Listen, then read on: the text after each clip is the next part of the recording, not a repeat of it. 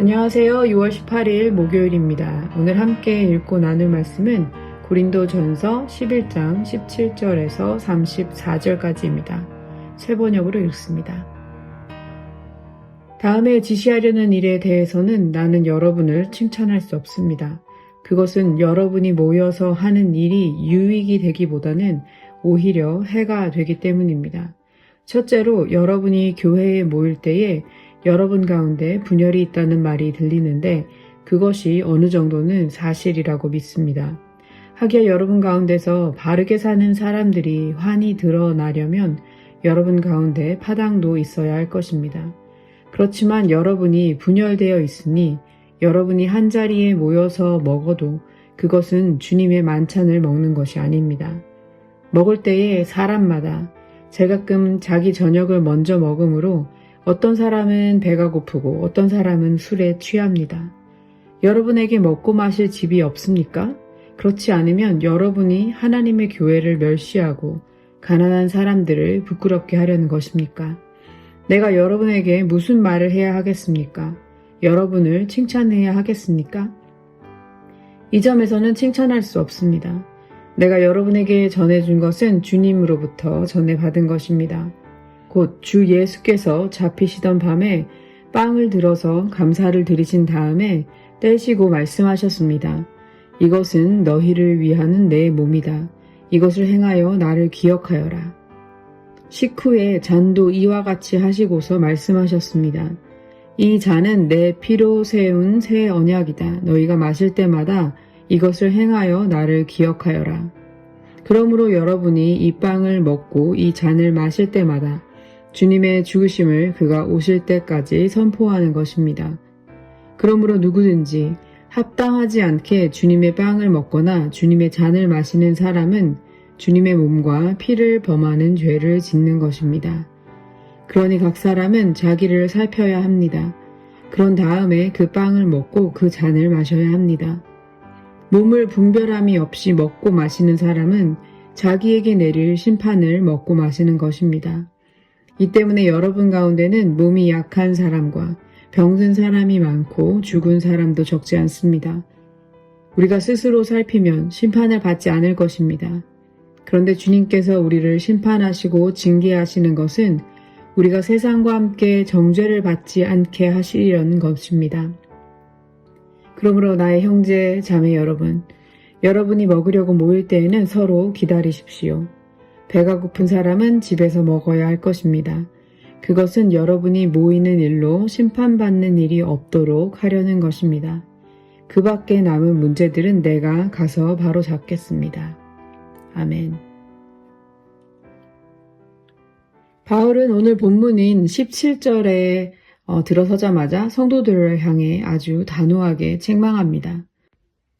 17절 말씀입니다. 다음에 지시하려는 일에 대해서는 나는 여러분을 칭찬할 수 없습니다. 그것은 여러분이 모여서 하는 일이 유익이 되기보다는 오히려 해가 되기 때문입니다.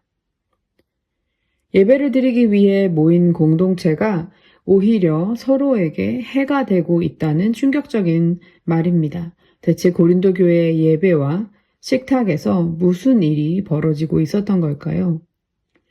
이 사건은 갑자기 벌어진 일은 아닙니다. 앞선 8장과 10장에서 살펴본 대로 고린도 교회는 이미 우상에게 바친 고기를 먹는 문제로 갈등을 겪고 있었습니다.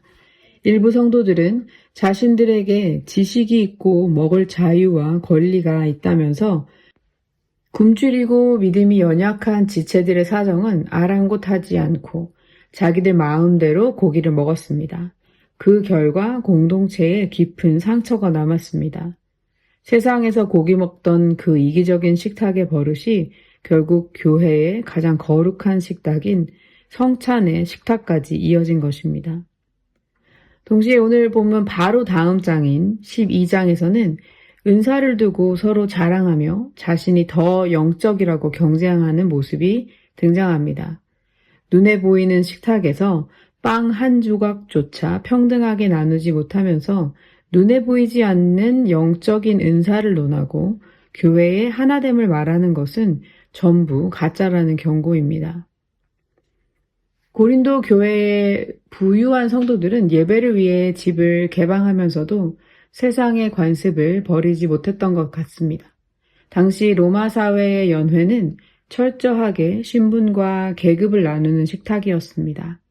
부자 주인의 대저택에는 트리큘리늄이라는 고급 안방이 있었는데 여기에는 주인과 사회적 지위가 비슷한 상류층만 들어가 비스듬히 누워서 최고급 요리와 와인을 대접받았습니다. 반면 신분이 낮은 하류층이나 노예들은 아트리움이라는 비좁은 바깥 뜰에 빽빽하게 서서 질 낮은 음식을 겨우 먹어야만 했습니다. 신분에 따라 공간을 쪼개고 음식을 차별하는 것이 당시 로마 사회의 당연한 상식이었습니다. 바울은 18절에서 이렇게 말합니다. 여러분이 교회에 모일 때에 여러분 가운데 분열이 있다는 말이 들리는데 라고 합니다. 그 분열은 단순한 감정 문제가 아니라 실제적인 차별을 의미했던 것 같습니다. 고린도 교회의 부자 성도들이 가난한 형제들을 미워해서 일부러 문을 걸어 잠근 것은 아니었을 것입니다. 진짜 문제는 늦게 올 수밖에 없는 지체들을 향한 철저한 무감각함과 배려 없는 조급함이었습니다. 당시는 심각한 기근 때문에 가난한 이들의 삶이 너무나 힘들던 때였습니다. 온종일 노예로 노동자로 피땀 흘려 일하느라 밤늦게 지친 몸으로 겨우 도착한 성도들은 요리할 시설도 없는 좁은 단칸방에서 하루 종일 굶주리다 교회의 식탁을 간절히 소망하며 찾아온 이들이었습니다.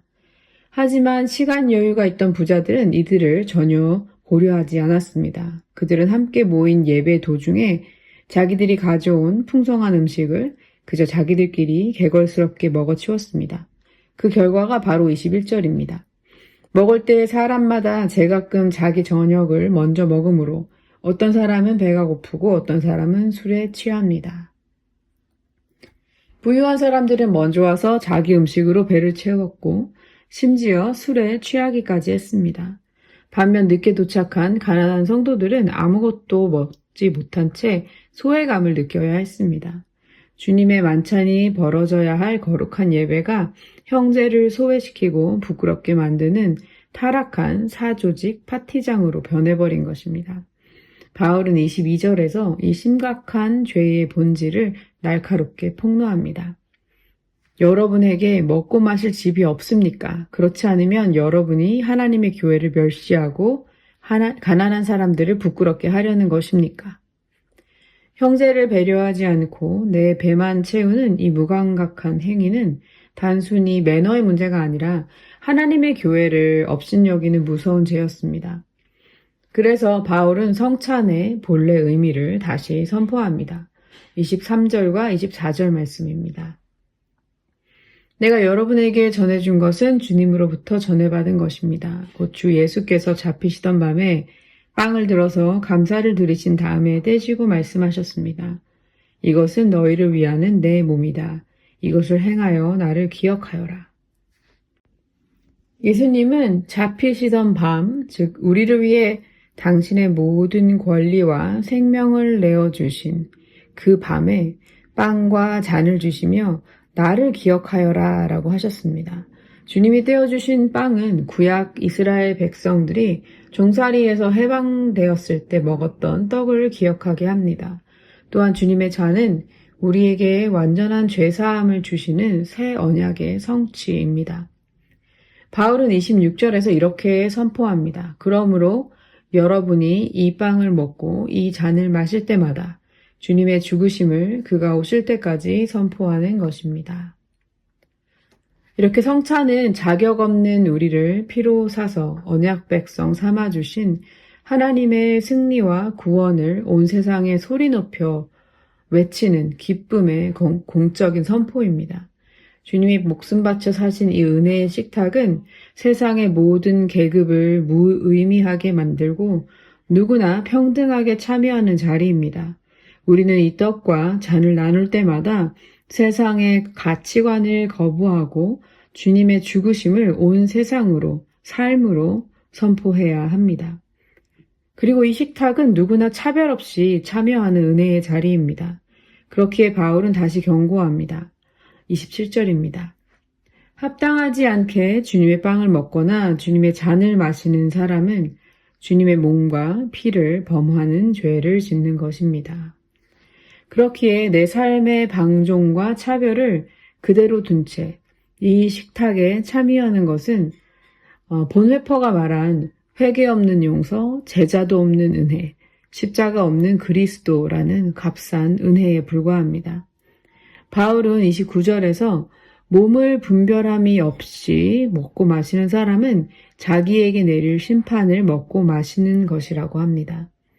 이 말씀은 부자들은 일방적으로 죄인 취급하고 가난한 사람들에게만 무조건적인 면죄부나 특권을 주는 본문이 아닙니다. 부자들의 입장에서는 내가 피땀 흘려 번 돈으로 정당하게 가져온 음식을 먹는데 왜 눈치를 보고 불편해야 하나라는 억울함이 생길 수 있습니다. 반대로 가난한 성도들의 입장에서는 나는 약자니까 무조건 대접받고 도움을 받기만 해야 한다는 영적인 방종과 이기심에 빠질 수도 있습니다. 바울은 이 양쪽 태도 모두를 경계합니다. 이 구절에서 몸을 분별한다는 말은 떡과 잔을 경건하게 대하는 행위를 넘어 식탁에 앉아있는 나 자신의 이기적인 권리와 기득권을 스스로 제한하고 깨뜨리는 태도를 뜻합니다. 부자는 자신의 물질적 권리를 깎아내어 형제를 대접해야 하고 가난한 자는 피해의식과 나태함에 머무는 것이 아니라 십자가 아래서 동일하게 형제를 용납하고 책임을 다해야 합니다. 성찬의 자리는 한쪽이 다른 한쪽을 일방적으로 희생시키는 자리가 아니라 서로가 서로에게 종노릇하듯 그리스도께 하듯 그리스도의 몸을 알아보는 자리입니다. 이 영적 무감각을 깨뜨리지 못하면 공동체 전체가 약해지고 병들게 됩니다. 그러나 이 심판 역시 우리의 파멸이 목적이 아니라 32절의 말씀처럼 우리가 세상과 함께 최종 파멸에 이르지 않도록 바른 길로 돌이키시려는 아버지의 아픈 사랑의 징계라고 볼 수 있습니다.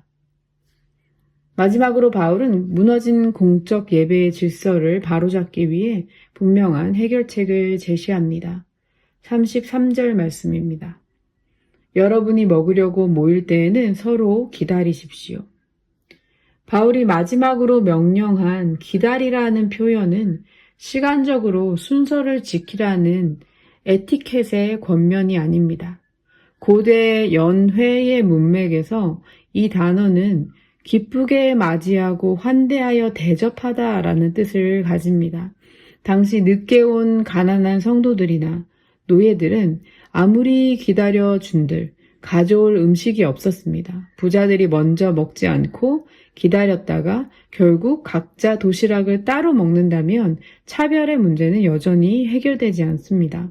바울이 이 단어를 선택한 이유는 일찍 온 부자들이 가난한 지체들을 소외시키지 말고 식탁의 중심으로 기쁘게 맞이해드려 자신이 가져온 풍성한 음식을 아낌없이 나누라는 강력한 환대의 촉구입니다.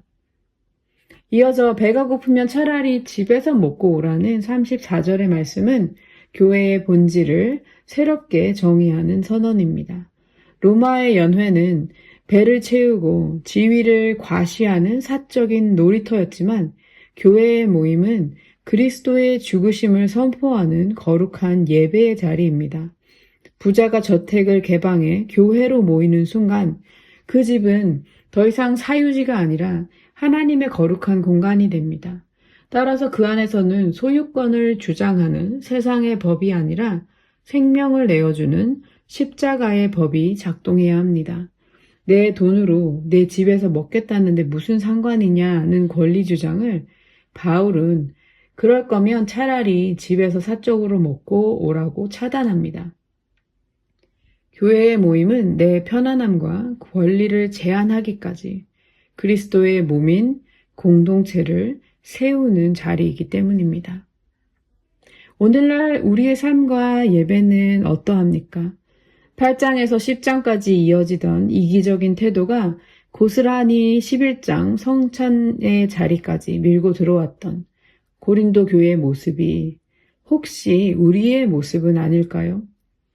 물론 모든 것이 상대적이기는 하지만 혹시 부자의 자리에서 내 권리만 주장하며 형제자매를 소외시키고 있지는 않은지, 혹은 가난과 약자의 자리 뒤에 숨어서 대접받는 것만 당연하게 여기며 이기적인 신앙생활에 갇혀 있지는 않은지 우리 자신을 돌아봐야 할 것입니다. 성찬의 참된 의미는 주님의 십자가를 기억함으로 내 자신을 먼저 살피고 나의 편안함과 권리를 포기하면서까지 오히려 내 곁에 형제를, 자매를 기쁘게 환대하고 나누는 것으로 완성됩니다. 가장 눈에 보이는 식탁에서부터 내 권리를 포기하는 복음의 연합이 없다면 다음 장에서 읽게 될 그리스도의 한 몸이라는 선언은 전부 위선이 되고 말 것입니다. 오늘 하루도 세상의 이기적인 식탁을 추구하는 삶이 아닌 연약한 이들과 연대하며 기꺼이 내 자리를 내어놓는 참된 예배자이자 환대자이자 하나님 백성으로 살아가시기를 간구합니다. 함께 기도하겠습니다. 사랑과 은혜의 하나님, 우리를 위해 십자가에서 생명을 내어주신 예수 그리스도의 사랑을 기억합니다. 주님, 교회 안에서조차 세상의 기준대로 선을 긋고 차별하며 살아왔던 우리의 영적인 무감각함을 회개합니다. 우리가 가진 기득권과 편안함의 자리에서 나의 권리만을 주장하며 연약한 지체들을 돌아보게 해주시고 소외시키지 않게 해주십시오. 그리스도께서 나를 받아주신 것처럼 내 권리를 주장하기보다 형제자매를 기쁘게 맞이하고 나누는 참된 환대의 삶을 살 수 있도록 주님, 우리의 믿음을 성장하게, 성숙하게 주님 도와주십시오. 또한 가난과 약함의 자리 뒤에 숨어 대접받는 것만 당연하게 여기는 우리의 나태함을 깨뜨려 주시고 십자가 아래서 동일하게 형제와 자매를 용납하는 영적 책임을 다하는 우리 모두가 되게 해주십시오. 우리 공동체의 모든 모임이 사적인 욕망을 채우는 자리가 되지 않게 해주시고 서로를 주께 하듯 대하며 공동체를 함께 세워가는 그러한 자리들이 될 수 있기를 소원합니다. 가장 작은 식탁에서부터 나의 권리를 내려놓음으로 복음의 연합이 있게 하시고 오늘 하루도 주님의 죽으심을 삶으로 선포하는 참된 하나님 나라 백성으로 살아가게 해 주십시오. 우리를 한 몸으로 부르신 예수 그리스도의 이름으로 기도드립니다. 아멘.